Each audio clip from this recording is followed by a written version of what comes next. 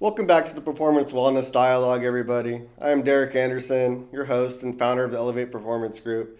Today I have a very special guest with me. This is Mr. Steve LeBlanc, the founder of the top tier media company, and also my great friend. Steve, how are you doing today? I'm doing well. Thanks for having me. Yeah, I'm excited, man. So, me and him really connected over mental health and mindfulness. We have a rare relationship, especially as men, where we just feel so free to openly talk about it with each other. So, we want to kind of share this with you and talk about how important mindfulness is with business. So, we've both kind of been through this. So, in your experience, how important is mindfulness when it comes to running your company? Well, mindfulness is extremely important when it comes to running any company. I can think about my business in particular. Like, let's just maybe go into funneling into sales calls. In order to be effective in sales, you have to be present, right? Like, you have to engage, you have to be able to connect with the individual that you're trying to talk to. And it's through that sort of genuine connection that you're going to employ empathy.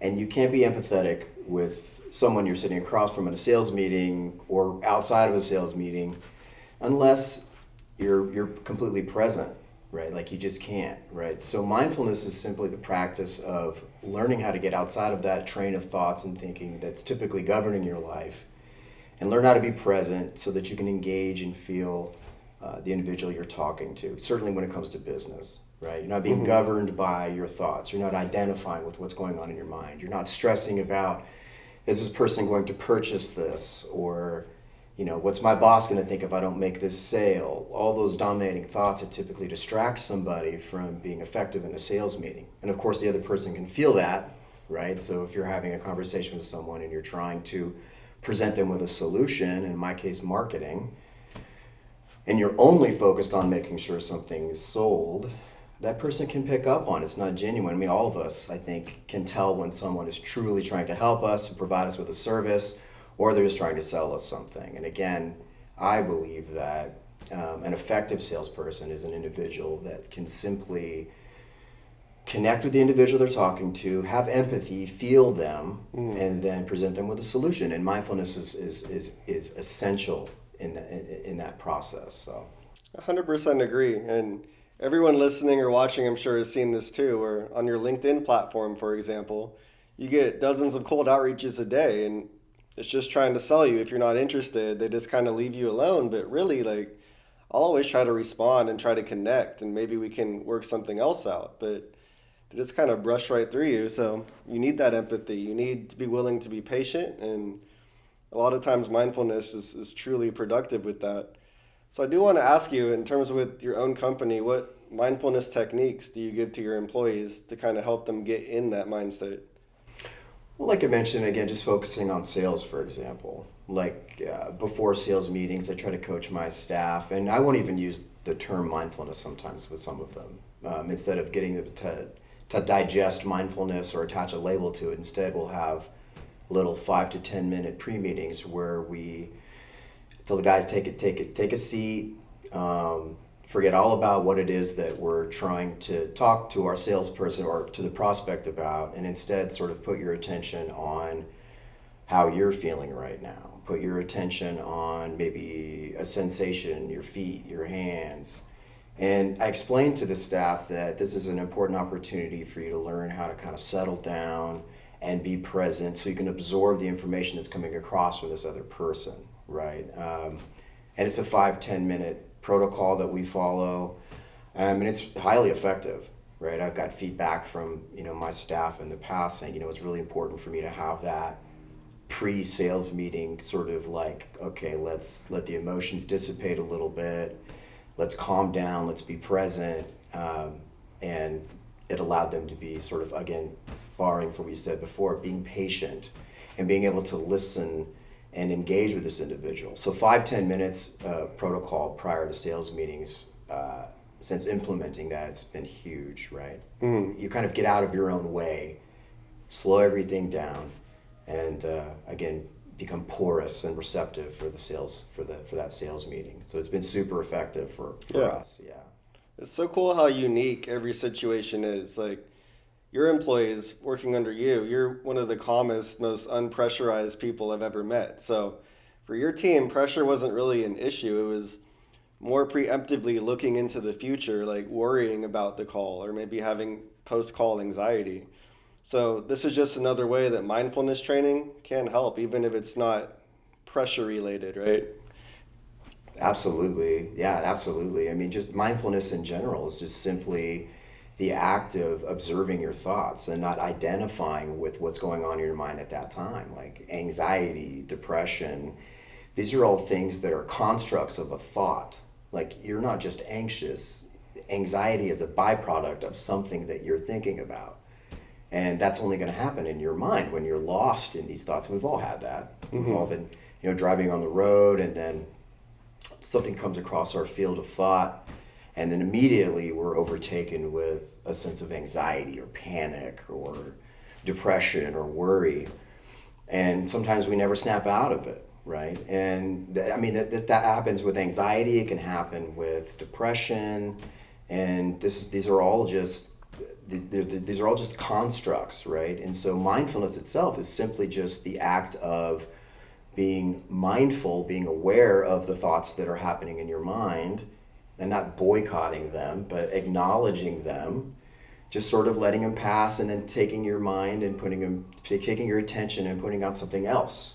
Again, like we talked about, your feet or your breath, and it's this oscillation back and forth between there's a thought, I'm having a thought, back to my breath, this back and forth. It sort of gets you out of this realm of being consumed by whatever's in your mind. That's the sales stress. That's the worrying about your deadlines. All that stuff just comes out of you and out of your pores when you're, certainly at work, but at home or in any relationship or when you're by yourself, right? So taking a moment to be mindful and engaging in mindfulness more or less just shows you that you have the ability at any time to detach from the thoughts that are generating all this anxiety and this worry, right? And so you can see how helpful that would be, I think, in sales meetings specifically. It's like getting out of your own way, letting go of the thought that you're corralled yourself to, and letting it just pass and then be present. Now I can be here. Now I can listen. Now I can hear you. Now I can feel what it is that you're trying to communicate. And now I can find you a solution that I feel is relevant for what it is that you're asking for. It wasn't sales. It was just, I'm an individual looking to help find the thing you're looking for. Tell me what you need. But if you're busy with your own issues and fears and anxieties beforehand, then you're just simply not going to be effective, right? Yeah. So that's that's just one of the million ways mindfulness has certainly helped me with my business. But Yeah, I saw a study, I believe it was Cornell one time, and at the end of it, it was basically people are only aware of about 5 to 8% of all of their thoughts throughout the day. yeah, Everything else is kind of subconscious learned behavior. And that goes hand in hand with business and sales, is because you might be thinking about the outcome or worried about the future, but not being in the present moment. It's just like right now. I could be worried about what I'm going to ask you next. You know what I mean? exactly. But staying in the moment with you guys and talking to Mr. LeBlanc here. So after you implemented mindfulness training, you talked 5 to 10 minute meditations, discovering people's individual pain points. What were the results of that? Did you notice success in terms of your ROI in sales? Very much so. Very much so. There's an old sales guru out there. His name's Jeffrey Gitomer, and one of his and he wrote the Little Red Sales Book. One of his famous sayings is, "People just want to do business with their friends," right? And if you think about what that means, what does it mean to be a friend, right? It means trust. You're having open dialogue. It's natural. It's organic. So once we started implementing mindfulness as a practice or protocol prior to these sales meetings, we started seeing the sales go up, right? So you saw a return. I can't cite a specific numeric value, but I think the closing percentages went up into the 90s, right? So 90s is It's a great closing it's percentage. a big closing percentage, right? And then we look at the individuals that maybe weren't ready, for that purchase, would go into a follow-up system. And again, we're just extending that mindfulness practice into a follow-up call. It's not this dry, what is that? The script. Right. How's it going? Like this robotic sort of. Instead, it's, hey Chuck, man, how's it going? How you were mentioning before, how'd the softball game go? What? Yeah. None of this is happening though if you don't care, and you can't care unless you connect, and you can't connect unless you've learned how to get out of your own way, how to be present and not be occupied by whatever's going on in your mind. So, answer your question, you're looking at certainly an increase in sales simply because you got an increase in friends, right? You've made friends, you've made connections, and you've made sales. So, and I mean, it goes across the board. I mean, we see mindfulness apply. I mean, just in the way that we interact with each other, internally. I think when you start to implement mindfulness practice, for me at least, being a practitioner of meditation, mindfulness awareness meditation for so many years, having it be a passion of mine for so many years, a lot of these people, there's a new concept for them. So imagine you do like a 5-10 minute protocol before a sales meeting, and they like the way it felt, right? They closed, but more importantly, it's probably the first time in their day that they sort of let go of the stream of crazy thoughts that were going on in their mind, right? Or at least got out of the way of those thoughts. So now what's happening in the personal relationships internally is there's calm, there's space now, in the conversations, right? Less emotional reactivity, more empathy. And so I kind of feel like a parent in some ways, where I'm sneaking in like the vitamins in there. They don't even know they're having I'm like, here, buddy, here's a cheeseburger. What they don't know is I put vitamin C and stuff in there. So I've watched the wellness aspect of my business certainly improve, right? Internally, right? Yeah. So we're talking about wellness, right? Not just B2C, but internally, I've noticed a huge difference in the culture and how people feel. And I mean, if people that are watching, I'm sure you all work, I'm sure you've got those relationships in your, in your business or in your organization.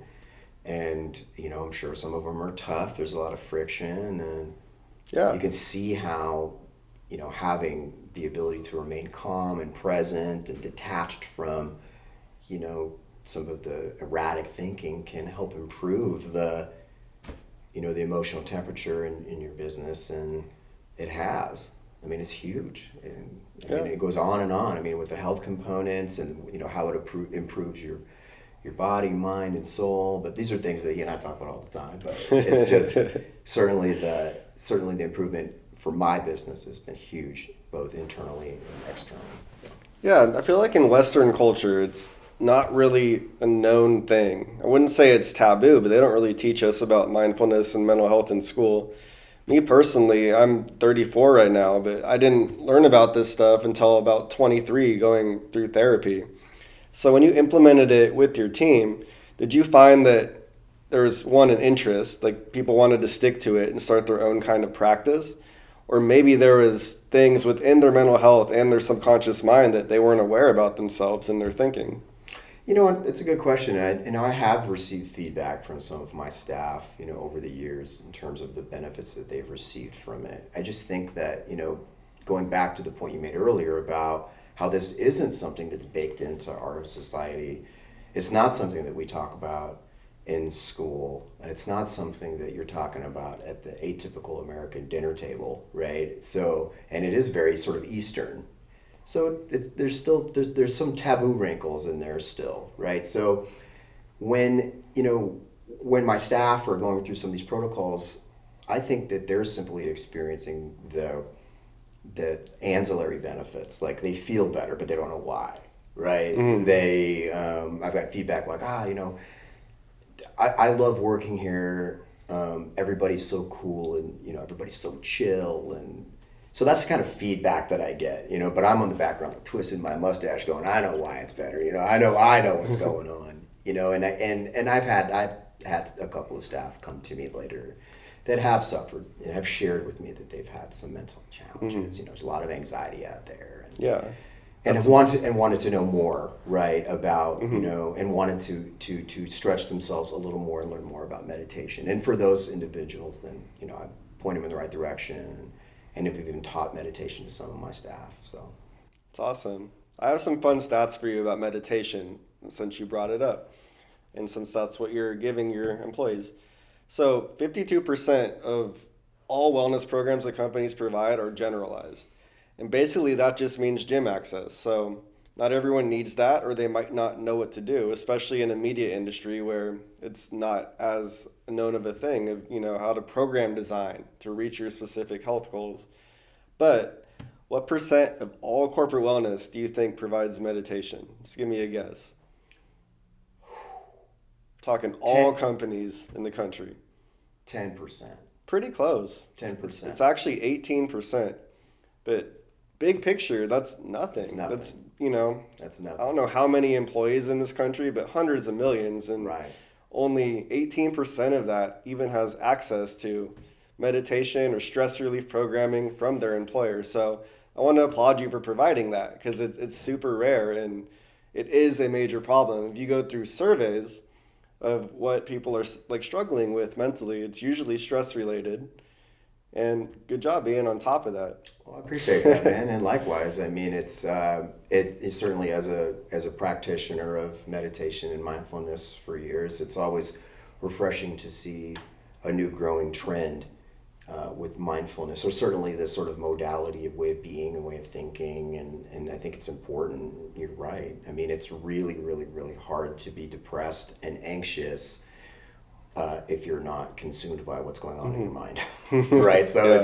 it's so important, and the benefits, of course, in the corporate landscape or an organization are huge, right? I mean, what are the numbers on stress? I mean, you're the corporate wellness guy. I mean, I'm sure stress is huge in your business, right? I mean, what is turnover and employee satisfaction? I mean, these are all things that can be treated by just these topics by Yeah. by mindfulness. And so it's so cool that you're making this a point of your business and to differentiate yourself out there.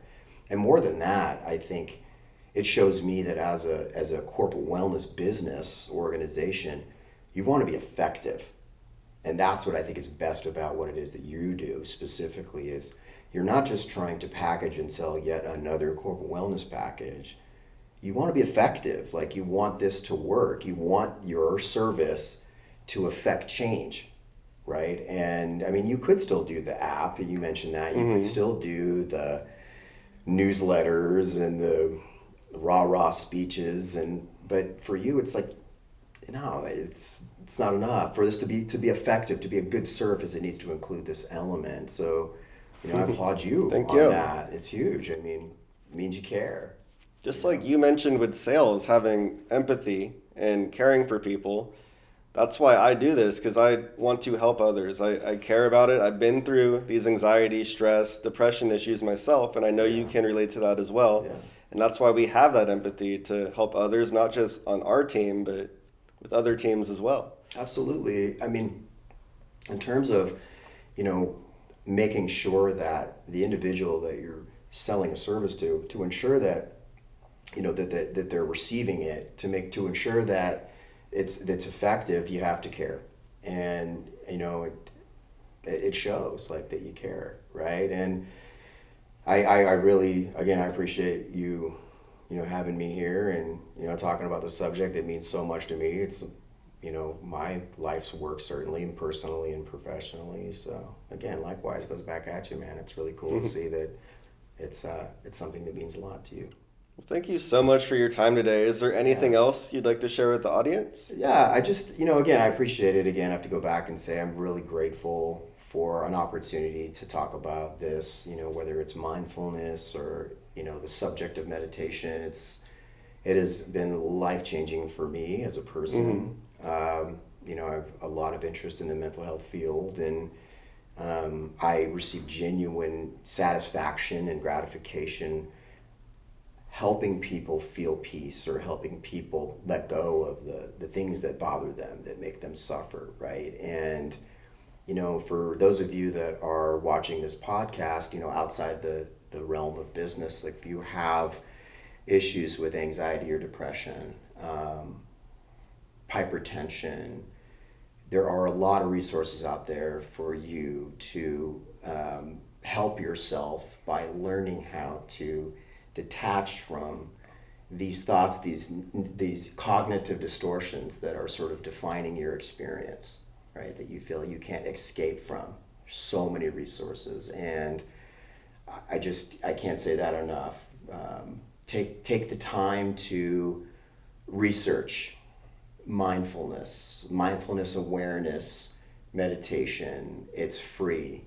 It can be 5 seconds, it can be 10 seconds. It doesn't have to be this sort of like stereotypical sit down in a meditative posture with an enigmatic Buddhist smile and sort of like it's actually just taking time out of your day to detach from the realm of thinking. And so take a moment to just learn how to develop this unbiased third party inside of you that could sort of witness the thoughts as they're happening and just witness them. Witness the emotional reaction. What am I thinking? How do I feel? And learn how to witness it. You know, be unbiased and interesting. Wow, look at the type and quality of thoughts I'm having, and wow, look at how I react to those things emotionally. Just observing the thoughts, observing your emotional reaction, that subsequent emotional reaction, just observing it. There's no right, no wrong, just observing it will reduce, scientifically proven, will reduce stress and anxiety. It will diminish depression just by watching and learning how to watch without judgment. Just watch. Like, wow, look how negative I am. Look how negative I'm thinking. Look at the quality of my thoughts and look how repetitive they are. Look at the theme of my thoughts all day long. And no wonder I feel so anxious. No wonder I feel so depressed. No wonder I self-medicate with all these different things.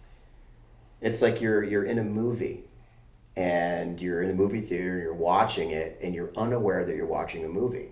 It's like sitting in a movie theater and you're so engrossed in this movie that you're unaware that there's an audience in there, popcorn. And that's how we live our lives. We live our lives very much sort of engrossed in and completely captivated with this sort of experience, these subjective emotions and all of these thoughts. We're lost. And then all of a sudden someone claps in the movie theater and we snap out of it. And we're like, wow, that was a movie. And then we've lost our place. And all of a sudden now we're no longer in that movie. And then the movie pulls us back in again.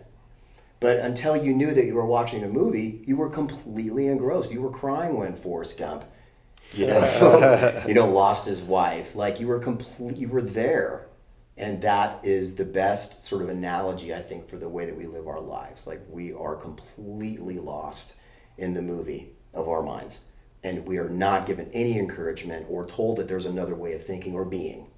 And that's what mindfulness is about. It's practicing. It's teaching you how to just sort of stop in the middle of whatever's happening in your day at any time, take a break, come out, and just observe what you're doing. Like I'm in a movie right now. And I promise that when you try to go back into whatever you were thinking, it'll be different. It won't be the same, right? Like, so you've shown yourself that you don't need to feel the way that you feel. You don't need to be thinking what you're thinking. It's an option, right? And mindfulness is discipline. So the more you do it, the more you practice like anything else, the more it becomes an automatic thing for you. The less you get lost in the movie, the more you just become aware that it's a movie, period. Then you're not going to be subject to the emotions that follow, right? That are all just really just your imagination. So again, I appreciate the time and I appreciate the opportunity to talk about it. I'm clearly very, very passionate about it because I feel that it's suffering, it's depression, it's anxiety. Are all of those things problems? And those are all problems that come from our mind, right? So again, I want to thank you again for your time and talking about this, man. I appreciate it. I'm going to add on just really quickly, use the word awareness a couple times, which is huge. It's like when you guys are on the freeway and you're like, oh, I haven't seen this type of car in a while. Then all of a sudden you see 10 or 15 of them, right? In like a 10-minute drive. And they're always there. It's just you were looking for it. So same thing with your thoughts. If you're looking for that negativity to let go of it, you're going to notice it more and start to change your subconscious behaviors. The big thing, like Steve said, is to let go and to never judge yourself or be self-critical. Like our conversation the other day when you stood back, like journaling your thoughts, like a third-party perspective, like, oh, that thought was interesting, and you just let it go. And I love that. It was a great way to look at it. So Yeah, man, of course, man. And again, I clearly love talking about the subject. And when I talk about it, for me, it gives me an opportunity to touch into it as well for myself. Like, I'm busy like everyone else. I have a business, and I can get kind of pulled into that stream of thinking all the time. It happens all the time. And when I have opportunities like this to talk to my friends or people that are interested in the subject, then it's just like I get completely sucked back into this idea, and I mean, it's peace, right? It's freedom from the confines of your own thoughts. And then you get pulled back in, and then you got to get away, you get lost, you come back to your body again. And I think for me, like, the difference 10 years ago to now is that I know that I'm doing it. yeah. Like, I'm like, oh man, I'm feeling anxious, I must be lost in my thoughts right now, right? And that's huge. That's liberation, that's freedom. So, Well, thank you so much for your all time right, today. of course, my That was a pleasure. My pleasure as well. Thank you for watching and listening. If you would like to learn more about how the Elevate Performance Group can impact the health and wellness of your company, or if you would like to be a guest on the Performance Wellness Dialogue podcast, please reach out to us at elevateperformancegroup.com.